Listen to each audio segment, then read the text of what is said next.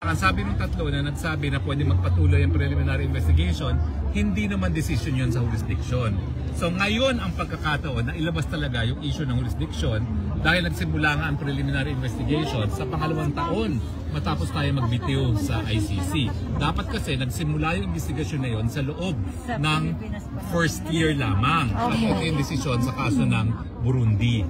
So ngayon, yan ang uunahin namin at hindi namin aantayin ng September 21.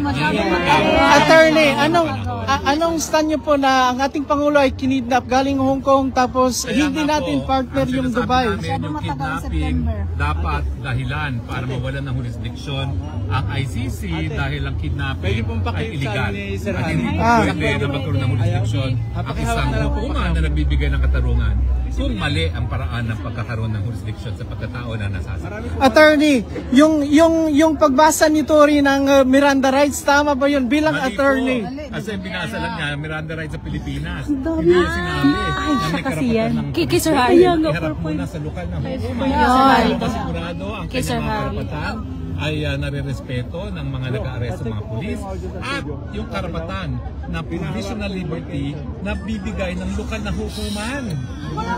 Alam nyo, lahat ng aking mga sinabi ay dapat hindi naman automatic yan na ilahasakay sa eroplano.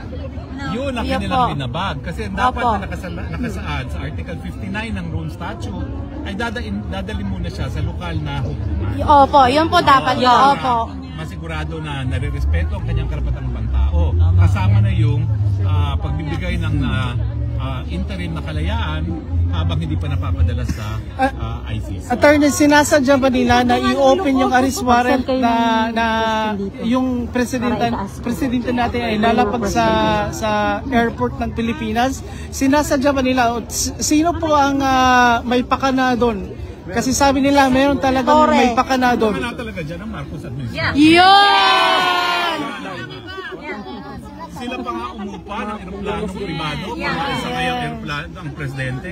Normally, ang hukuman ang magbabayad niyan. Ano po yung sinasabi Attorney, po yung nila? eroplano niya is from ICC. Merong karapatan ba yung eroplano? Hindi nga taga-ICC yung eroplano na yun. Bakit nag-landing sa Dubai na hindi naman bawal at attorney bawal yun? ICC.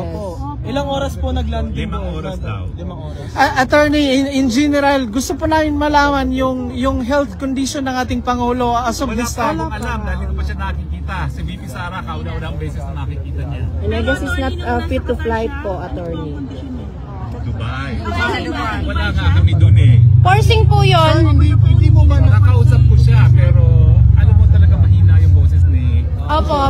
At saka attorney, sinadya yung nurse na sumama sa kanya. Talaga napansin ko na malaki yung pagkahina ni Presidente Matao. Sir, one more question. Itong nangyayari ngayon sa Pilipinas at sa buong mundo, sir, meron ba itong epekto sa ekonomiya natin sa Pilipinas? Natural. Malaki.